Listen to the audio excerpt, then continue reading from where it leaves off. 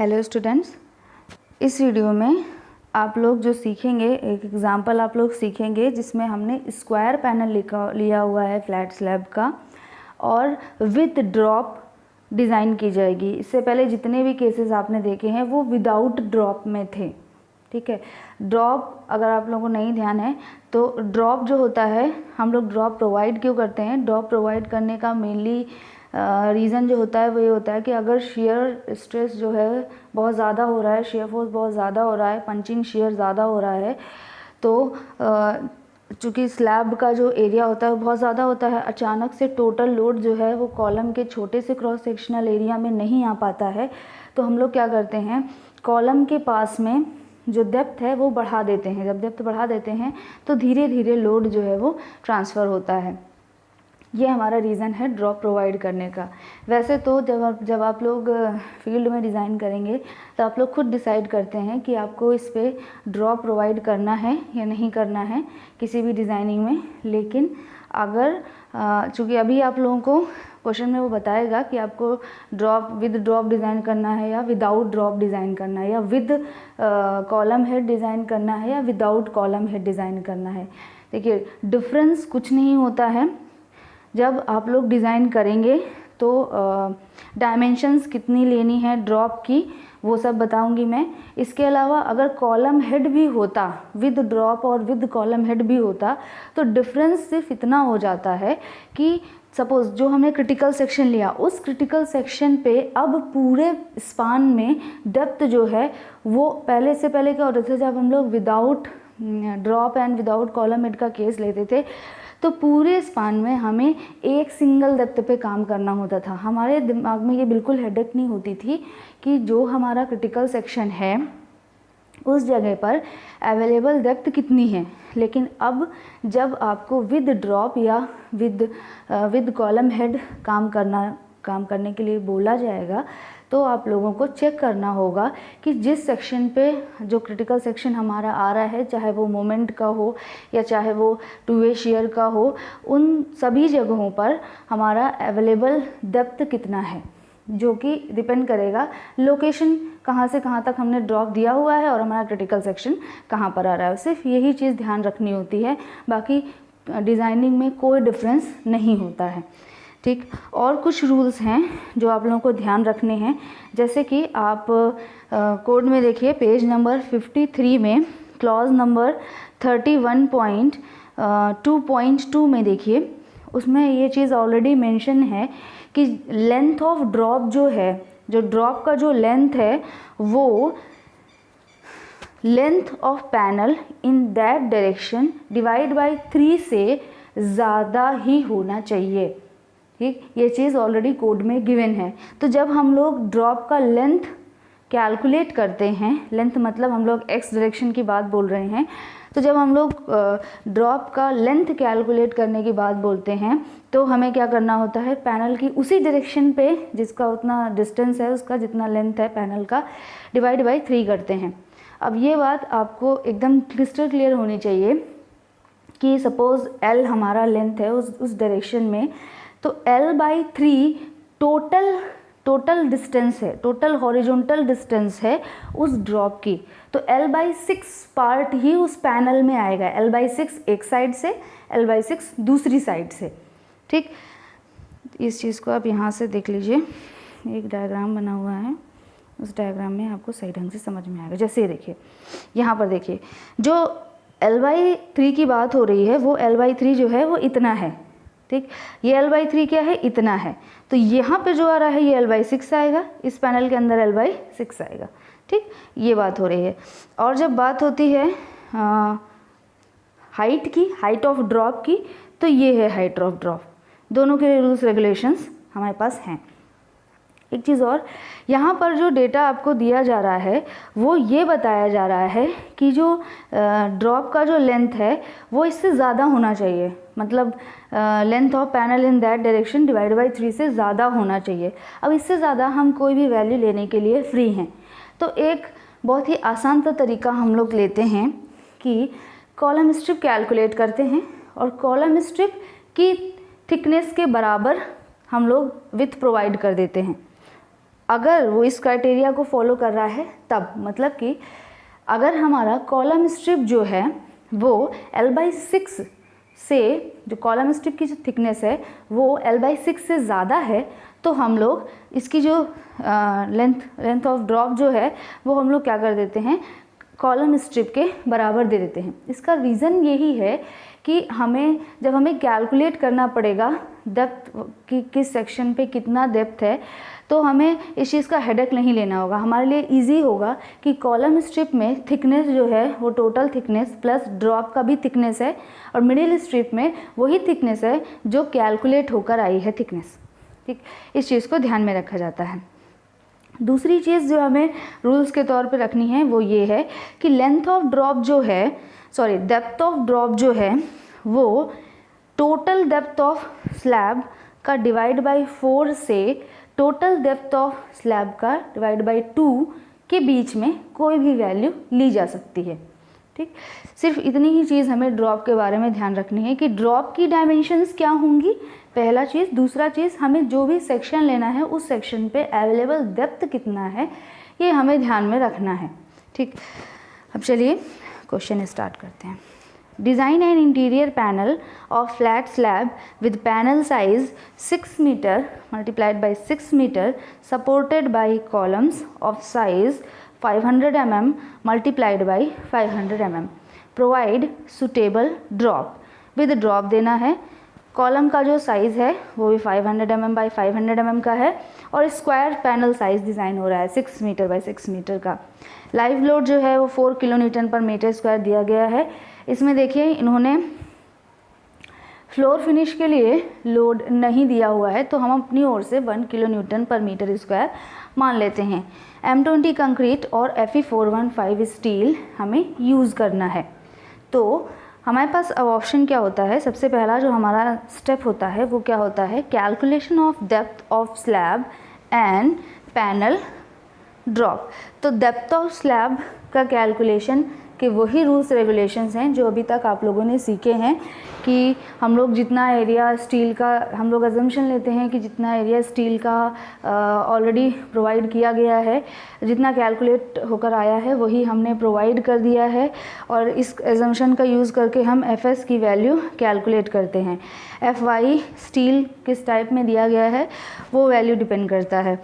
एक बार हमें FS की वैल्यू मिल गई है तो हमें पेज नंबर 38 में फिगर नंबर 4 पे चेक करना होता है, जिसमें से हम लोग परसेंटेज ऑफ स्टील मिनिमम मानते हैं 0.12%। ये सभी वैल्यूज़ को देखते हुए जब हम लोग मॉडिफिकेशन फैक्टर निकालते हैं तो मॉडिफिकेशन फैक्टर की वैल्यू हमें मिलती है 1.7, और LYD रेशियो जो होता है वो हमारा 26 होता है कॉन्टीन्यूअस के लिए। L का जो रूल्स होता है वो ये होता है कि L जो है वो L1 और L2 में से जो ज़्यादा होता है उसे लिया जाता है, लेकिन यहाँ पर स्क्वायर पैनल है तो दोनों सेम है। यहाँ से जो D की वैल्यू कैलकुलेट होकर आई वो आई है 135.75 mm, यानी 136 mm से ज़्यादा हम कोई भी वैल्यू ले सकते हैं। एक चीज़ और, हमें इस चीज़ को चेक करना होता है कि जो अवेलेबल डेप्थ आया है वो आपका जो मिनिमम डेप्थ क्राइटेरिया होता है शायद 125 mm, उससे ज़्यादा ही होना चाहिए। तो हमारी वैल्यू जो है वो 136 mm से ज़्यादा हम कोई भी वैल्यू ले सकते हैं। हम ले रहे हैं 170 mm, आप चाहिए तो 140 भी ले सकते हैं। ठीक है, चलिए टोटल डेप्थ कैलकुलेट करते हैं। Effective depth plus dia of bar plus effective cover.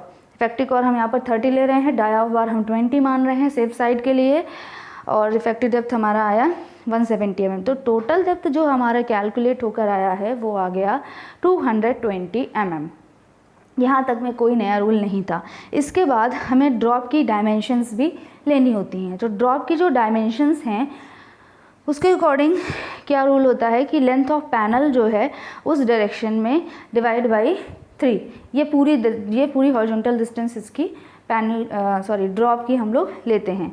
तो जब हम लोग 6000 डिवाइड बाई 3 करेंगे तो 2000 mm से ज़्यादा हम कोई भी हॉरिजॉन्टल डिस्टेंस का ड्रॉप हम प्रोवाइड कर सकते हैं। लेकिन फिर से वही केस हो जाएगा, फिर हमें हर जगह पर चेक करना होगा कि जो हमारा सेक्शन है वो सेंटर से 2000 mm की डिस्टेंस पर है, मतलब 1000 mm की डिस्टेंस पर है कि नहीं है। तो इस पूरी हेडेक से बचने के लिए हम क्या करते हैं, कॉलम की जो थिकनेस होती है, कॉलम स्ट्रिप की जो थिकनेस होती है, उस थिकनेस के बराबर हम लोग ड्रॉप प्रोवाइड कर देते हैं। प्रेजेंट केस में अभी आगे कैलकुलेट करेंगे, आप देखेंगे तो ये 3000 आता है। कॉलम स्ट्रिप का थिकनेस ऐसे भी आपका कितना आता है, L/4 वन साइड, L/4 दूसरी साइड, यानी L/2 टोटल थिकनेस हो जाता है।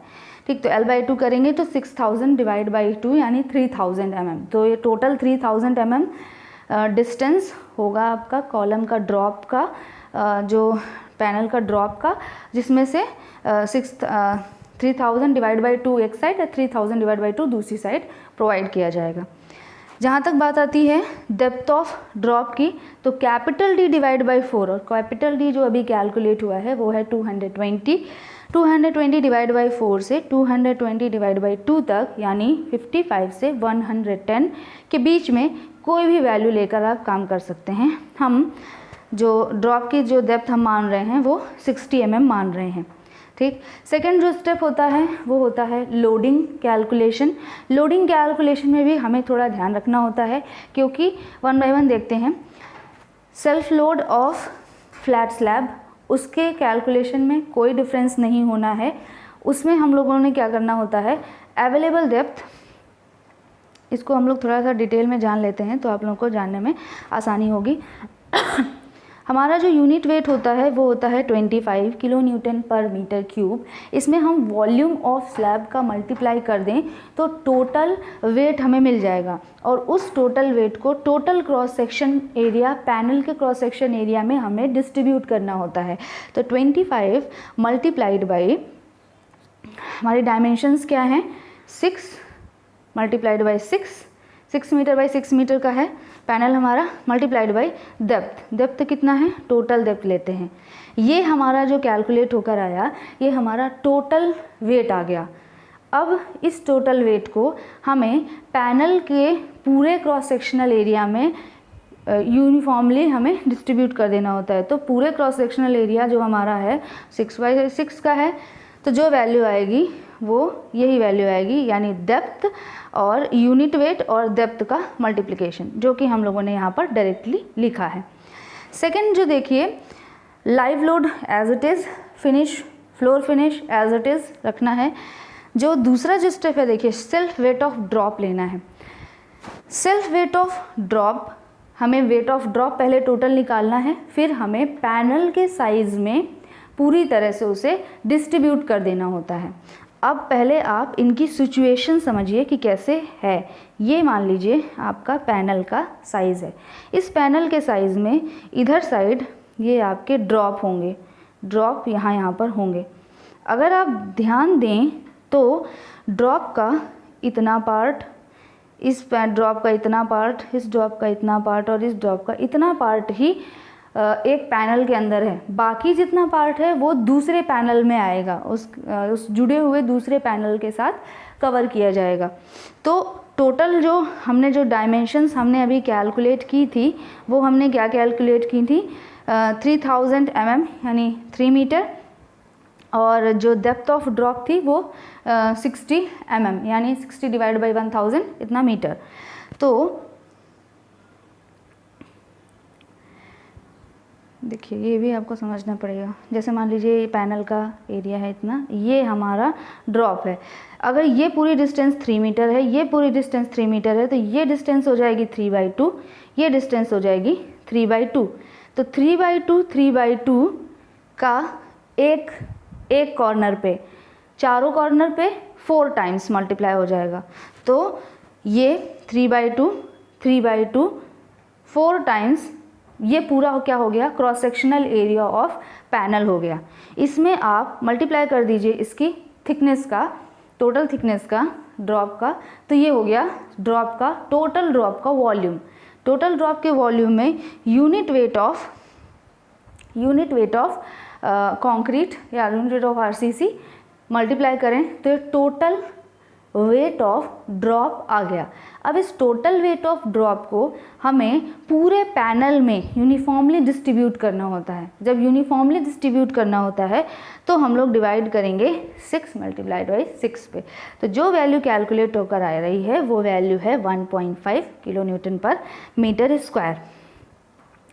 जब हम इन तीनों लोडों, 4 लोड हैं जितने, उन सबको प्लस करते हैं तो फाइनली जो हमें वैल्यू मिलता है वो 12 kN/m² मिल रहा है।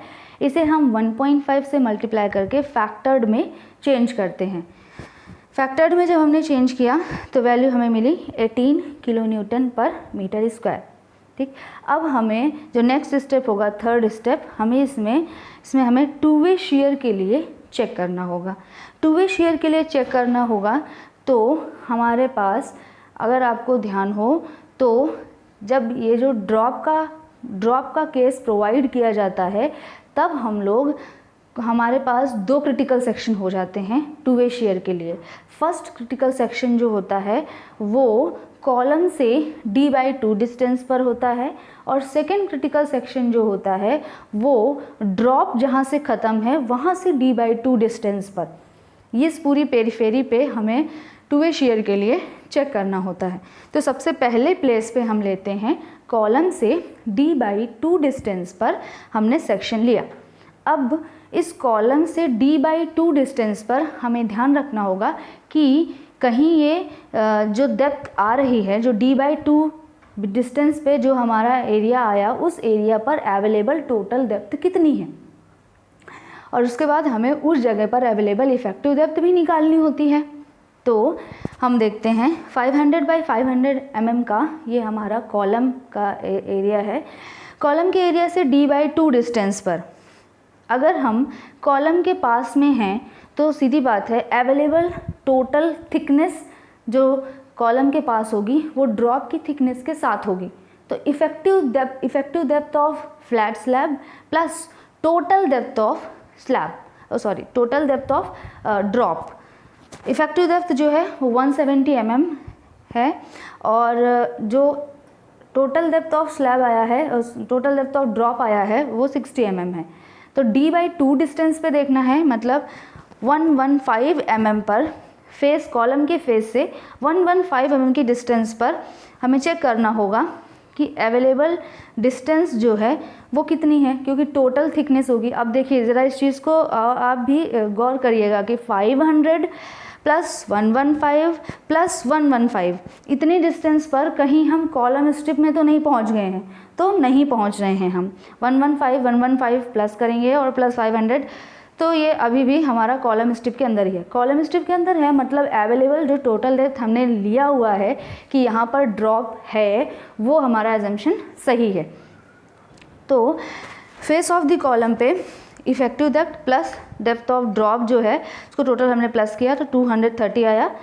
230 लेंथ ऑफ क्रिटिकल सेक्शन जो हम लोग निकालना चाह रहे हैं वो क्या है, 500, ये वैल्यू देखिए 500 ये वैल्यू, और d कितना आया है 230 /2 230 /2, तो टोटल जो आ गया वैल्यू वो 730 mm आया है। अब 730 mm आया है, टोटल पेरीफेरी हमें चाहिए तो इसमें 4 टाइम्स कर देंगे, वैल्यू आ गई 2920 mm। इस सेक्शन पर अवेलेबल क्रॉस सेक्शनल एरिया कितना है, तो 6x6 का पैनल है, उस पूरे एरिया में से इस एरिया को हम माइनस कर देते हैं तो हमारा अवेलेबल क्रॉस सेक्शनल एरिया आ गया है। अब इस अवेलेबल क्रॉस सेक्शनल एरिया में जो हमने लोडिंग कैलकुलेट की है उसकी वजह से जो VU आया उसे हम लोगों ने कैलकुलेट किया, ये कुछ इस तरह कैलकुलेट हुआ। इसके बाद हमें τV का वैल्यू कैलकुलेट करना है, τV = VU/VD। यहाँ पर जो B यूज़ होगा वो पेरीफेरी और क्रिटिकल सेक्शन होगा। D का वैल्यू, क्योंकि अभी हमें पता है कि यहाँ पर D का वैल्यू कितना है, 170 + 60 है यानी 230 है। जो τV का वैल्यू कैलकुलेट होने पर आया है वो आएगा 0.951। फिर हम लोग τC का वैल्यू कैलकुलेट करेंगे जो आपको आता है। τC का वैल्यू कैलकुलेट करने पर वैल्यू आई 1.118।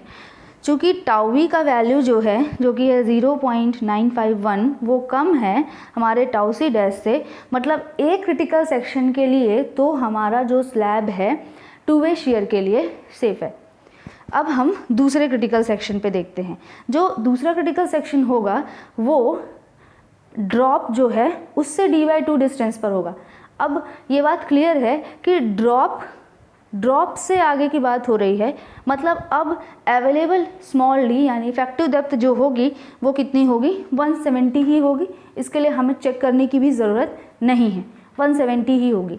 तो टोटल जो पैनल का जो साइज़ है वो कितना है, 3000 प्लस 170/2 प्लस 170/2, जो टोटल हमारा पेरीफेरी आ गया वो आ गया हमारा 12,680 mm।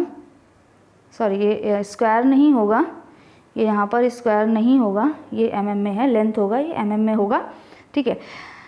नेक्स्ट इसके बाद हमें एरिया हमें पता चल गया है, तो पेरीफेरी सॉरी हमें पता चल गया है, तो हमें VU कैलकुलेट करना है। VU total available cross sectional area में से 3000 प्लस 170/2 प्लस 170/2 का स्क्वायर माइनस कर देंगे तो ये अवेलेबल एरिया है। इस अवेलेबल एरिया को क्रॉस सेक्शनल एरिया को हमें इसके करस्पॉन्डिंग जो लोड है उससे मल्टीप्लाई कर देंगे तो हमें लोड न्यूटन में हमें मिल जाएगा, ये आया न्यूटन में। बाई BD करना है, मतलब ये इसका पेरीफेरी है, इसका इधर पूरा पेरीफेरी है, और D जो है यहाँ पर 170 है।